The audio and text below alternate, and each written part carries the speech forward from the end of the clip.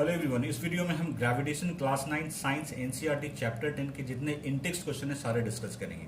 मैं यहाँ पे एक्सप्लेन कर दूंगा आपको, आंसर आपको वीडियो के डिस्क्रिप्शन में मिल जाएंगे। तो चलिए शुरू करते हैं। क्वेश्चन 1 पेज नंबर 134 क्वेश्चन है state the universal law of gravitation. आपको यूनिवर्सल लॉ ऑफ ग्रेविटेशन की स्टेटमेंट लिखनी है। यूनिवर्सल लॉ ऑफ ग्रेविटेशन का स्टेटमेंट है कि यूनिवर्स में हर एक ऑब्जेक्ट दूसरे ऑब्जेक्ट को अट्रैक्ट करता है एक फोर्स के साथ, जो फोर्स उन दोनों ऑब्जेक्ट के मास के प्रोडक्ट के डायरेक्टली प्रोपोर्शनल होता है और उनके बीच के डिस्टेंस के स्क्वायर के इनवर्सली प्रोपोर्शनल होता है। आप समझ लीजिए, सपोज मैंने ये ऑब्जेक्ट लिया, इसकी मास है m1 और ये दूसरा ऑब्जेक्ट है जिसकी मास है m2 और इनके बीच का डिस्टेंस जो है वो r है।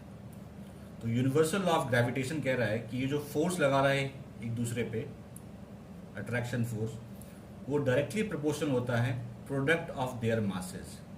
ये साइन है डायरेक्टली प्रोपोर्शनल का और ये मैंने प्रोडक्ट कर दिया। और सेकेंड है कि इन्वर्सली प्रोपोर्शनल होता है। इन्वर्सली का मतलब होता है आपको 1 अपॉन करना है square of the distance between them. ये हो गया, ठीक है। इन दोनों को अगर कंबाइन करेंगे तो ये हो जाएगा ए प्रोपोर्शनल टू, सिंपली आप मल्टीप्लाई कर दीजिए तो m1 into m2 into 1 upon r square, तो क्या हो जाएगा आर स्क्वायर। जब भी प्रोपोर्शनलिटी का साइन हटता है कहीं पे भी तो एक प्रोपोर्शनलिटी कांस्टेंट आता है। यहाँ पे वो क्या है g, m1 m2 upon r square. यही है आपका ग्रेविटेशनल फोर्स का फॉर्मूला। जो स्टेटमेंट है वो आपको वीडियो के डिस्क्रिप्शन में मिल जाएंगे। अब आते हैं नेक्स्ट क्वेश्चन पे। क्वेश्चन 2 पेज नंबर 134 क्वेश्चन है write the formula to find the magnitude of the gravitational force between the earth and an object on the surface of the earth. Question को समझ लीजिए। सपोज ये earth surface है, इस पे मैंने एक ऑब्जेक्ट रख दिया, तो कह रहा है कि find the magnitude of the gravitational force between the earth and an object. इनके बीच जो ग्रेविटेशनल फोर्स का मैग्नीट्यूड है वो क्या होगा ये बताइए।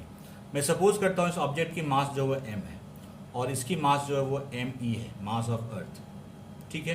तो ग्रेविटेशनल फॉर्मूला क्या होता है g into product of their masses, तो me इंटू m हो जाएगा, mass of earth into mass of object upon distance between them. अब ये डिस्टेंस क्या होगा, डिस्टेंस होगा उसका अर्थ का रेडियस, क्योंकि यही जो डिस्टेंस है उनके बीच का, this is called radius of earth. तो radius of earth whole square, तो यही होगा ग्रेविटेशनल फोर्स का मैग्नीट्यूड। यहाँ पे लिख दे रहा हूँ वेयर m जो है वो क्या है me, mass of earth, m है मास ऑफ ऑब्जेक्ट,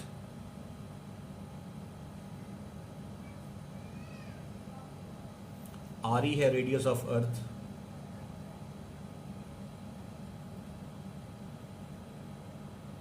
और जी तो आप लोगों को पता है कि यूनिवर्सल कांस्टेंट है, ग्रेविटेशन कांस्टेंट है। क्वेश्चन 1 पेज नंबर 136 कह रहा है what do you mean by free fall. Free fall से आप क्या समझते हैं? क्या कि अगर किसी हाइट से किसी ऑब्जेक्ट को आप छोड़ते हैं और उस ऑब्जेक्ट पे सिर्फ एक ग्रेविटेशनल फोर्स ही वर्क कर रहा है तो उसको कहते हैं free fall. Question 2 page number 136 question है what do you mean by acceleration due to gravity. कोई भी ऑब्जेक्ट जो एक्सेलरेशन गेन करता है ग्रेविटेशनल फोर्स की वजह से, उसी को कहते हैं एक्सेलरेशन ड्यू टू ग्रेविटी। और उसका नाम क्या है, उसकी वैल्यू कितनी होती है 9.8 मीटर पर सेकेंड स्क्वायर। और ये कांस्टेंट एक्सेलरेशन, मतलब ये कांस्टेंट होता है, इसकी वैल्यू चेंज नहीं होती है। g इक्वल टू 9.8 मीटर पर सेकेंड स्क्वायर। ऑब्जेक्ट अगर ऊपर जा रही है तो g नेगेटिव होगा, -9.8 मीटर पर second square.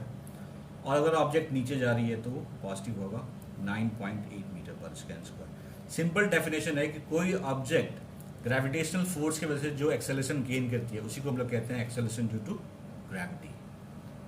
Question 1 page number 138 कह रहा है कि मास ऑफ एन ऑब्जेक्ट और उसके वेट में क्या डिफरेंस होता है। मास का सिंपली मतलब होता है amount of matter in a body. Mass means amount of matter in a body.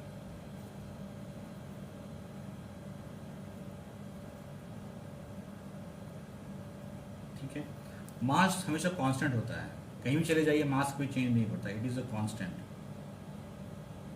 It is a constant. Mass कभी जीरो नहीं होता है, mass can never be zero.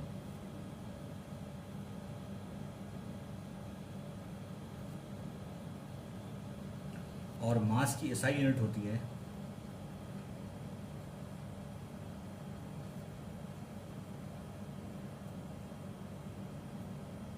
Kilogram. अब आते हैं वेट पे। वेट मीन्स किसी ऑब्जेक्ट को अर्थ जिस फोर्स से अट्रैक्ट करता है दैट इज कॉल्ड वेट। ठीक है। सेकेंड चीज, वेट कांस्टेंट नहीं होता, वेट चेंज होता है अगर acceleration due to gravity change हो रही है। इसीलिए मून पे वेट जो होता है वो 1/6 होता है अर्थ का। Weight can change but mass can not change. Mass क्या होता है? कांस्टेंट होता है। वेट जीरो भी हो सकता है लेकिन मास कभी जीरो नहीं होगा। Weight can be zero. Last, इसकी SI यूनिट होती है newton. SI unit of weight is newton. ठीक है। आप चाहें तो आप यहां से नोट कर सकते हैं या आप चाहें तो डिस्क्रिप्शन में भी डिस्क्रिप्शन से नोट कर सकते हैं, वहां पे भी मैं इसको डिफाइन कर दूंगा। Question 2 page number 138। क्वेश्चन है कि किसी ऑब्जेक्ट का वेट मून पे अर्थ के वेट से 1/6 क्यों होता है? ये इसलिए होता है क्योंकि एक्सेलरेशन ड्यू टू ग्रेविटी जो मून पे होती है, उसको GM जिसको कहते हैं हम लोग, वो अर्थ के एक्सेलरेशन ड्यू टू ग्रेविटी से 1/6 होता है। यही रीजन है। आंसर डिस्क्रिप्शन में चेक कर लीजिए। Question 1 page number 141। क्वेश्चन है why is it difficult to hold a school bag having a strap made of a thin and strong string. अगर जो स्कूल बैग का स्ट्रैप अगर थिन है तो उसको होल्ड करना मुश्किल क्यों होता है? वो प्रेशर के वजह से होता है। इस केस में प्रेशर ज़्यादा लगेगा। वो कैसे होगा वो समझ लीजिए। यहाँ पे सपोज मैं एक लेता हूँ स्ट्रैप, कुछ ऐसा स्ट्रैप है, ठीक है, जो कि इतना वाइड है, और एक स्ट्रैप मैं ले रहा हूँ ये वाला थिन स्ट्रैप। ठीक है। तो थिन स्ट्रैप के केस में प्रेशर ज़्यादा होगा। वो समझ लीजिए कैसे ज़्यादा होगा। प्रेशर का फॉर्मूला क्या होता है? Force upon area. ठीक है। इस केस में एरिया क्या है? कम है क्योंकि थिन है। एरिया अगर कम रहेगा तो इस पूरे की वैल्यू क्या होगी? ज़्यादा होगी, मतलब प्रेशर क्या होगा? ज़्यादा होगा। इस केस में प्रेशर क्या होता है? ज़्यादा, मोर प्रेशर अगर थिन स्ट्रैप है तो। और इस केस में क्या होगा? लेस प्रेशर, क्योंकि एरिया अगर ज़्यादा होगा तो इस पूरे की वैल्यू क्या होगी? कम होगी, मतलब प्रेशर कम होगा, लेस प्रेशर। इसीलिए इसको होल्ड करने में डिफिकल्टी होती है। डिटेल आंसर आपको डिस्क्रिप्शन में मिल जाएंगे।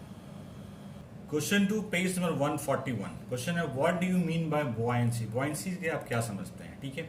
अगर किसी ऑब्जेक्ट को आप किसी लिक्विड में आप डिप करेंगे, ठीक है, तो वो लिक्विड जो होता है उस ऑब्जेक्ट पे ऊपर की ओर एक फोर्स लगाता है, उसको कहते हैं अपथ्रस्ट फोर्स या बॉयंसी। सपोज ये कोई कंटेनर है, इसमें वाटर पूरा भरा हुआ है, फिल है, ठीक है, और हमने इसमें एक बॉल को डिप कर दिया। ठीक है। इस पे दो फोर्स लगेंगे। एक लगेगा नीचे की ओर ग्रेविटेशनल फोर्स mg, और एक फोर्स लिक्विड लगाएगा इसके ऊपर जिसको हम लोग कहते हैं बॉयंसी। ये buoyancy. Question 3 page number 141। Question है why does an object float और sink when placed on the surface of water? किसी ऑब्जेक्ट को अगर वाटर के सरफेस पर डालते हैं तो वो फ्लोट या सिंक क्यों करता है? ये डिपेंड करता है डेंसिटी ऑफ ऑब्जेक्ट के। अगर density of object density of water से ज़्यादा हो जाएगा, मैं लिख दे रहा हूँ यहाँ पे, डेंसिटी ऑफ ऑब्जेक्ट अगर डेंसिटी ऑफ वाटर से ज़्यादा हो जाएगा तो वो सिंक कर जाएगा। If density of object is greater than density of water, तो आउटकम क्या होगा? ऑब्जेक्ट सिंक कर जाएगा। और अगर डेंसिटी ऑफ ऑब्जेक्ट वाटर की डेंसिटी से लेस है तो वो फ्लोट करेगा। Is less than density of water,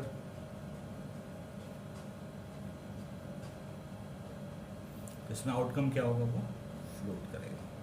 detail answer video के डिस्क्रिप्शन में है। Question 1 page number 142। क्वेश्चन है you find your mass to be 40 kg on a weighing machine. आपका मास वेइंग मशीन पे 42 kg शो हो रहा है। तो कह रहे हैं कि आपका मास 42 kg ही है या उससे ज्यादा है या उससे कम है? उससे कम होता है। अब ऐसा क्यों होता है वो समझ लीजिए। सपोज अगर ये मैं हूं और मैं वेइंग मशीन पे खड़ा हूं, तो इस केस में यहाँ पे एयर एक बॉयंसी फोर्स लगाता है ऊपर की ओर। ठीक है। तो अब एक फोर्स ऊपर की ओर लग रहा है तो ऑब्वियसली जो हमारा मास होगा उसकी एक्चुअल वैल्यू क्या होगी? कम होगी। डिटेल आंसर डिस्क्रिप्शन में।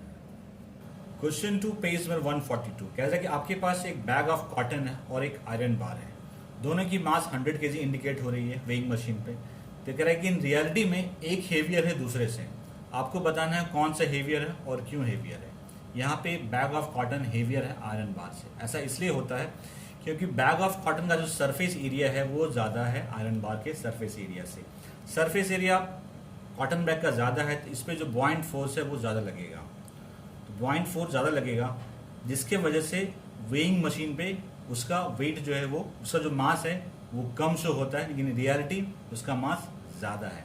तो कॉटन बैग क्या है, हेवियर है आयरन बार से। तो इस तरह से जितने इनटेक्स्ट क्वेश्चन थे वो सारे मैंने डिस्कस कर दिए, सारे आपको अपने एक्सप्लेन कर दिए डिटेल में, और सारे के आंसर आपको वीडियो के डिस्क्रिप्शन में मिल जाएंगे जहां से आप नोट डाउन कर सकते हैं। इस तरह से आपका ग्रेविटेशन कंप्लीट हुआ। सारे एनसीईआरटी सॉल्यूशन मैंने कर दिए, सॉल्व अनसॉल्व इनटेक्स्ट सारे। किसी भी क्वेश्चन में कोई क्वेरी है कमेंट सेक्शन में पूछिए, विल गेट रिप्लाई। वीडियो अच्छा लगा लाइक शेयर जरूर कीजिए। See you soon in next video. Thank you.